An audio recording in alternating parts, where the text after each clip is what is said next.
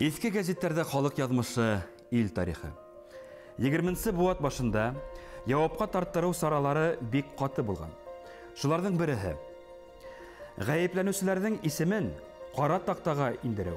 Мәсәлән, 1933 елның февраль айындагы Башкортстан газетында Баш Совнарком эргәһендәге сәсе уштабы карары буенча кара такта исемлеге басылган.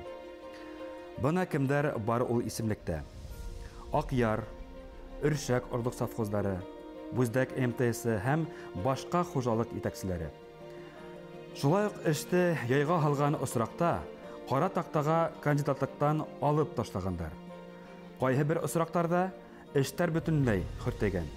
Мәсәлән, Кыйгы МТС директоры Иптәр Сиддиков эштән алыну, партия сафынан сыгарылу һәм судка берилү сәбәпле кара тактанан алына. Бына шулай акка һәм карага бүленгән язмыш.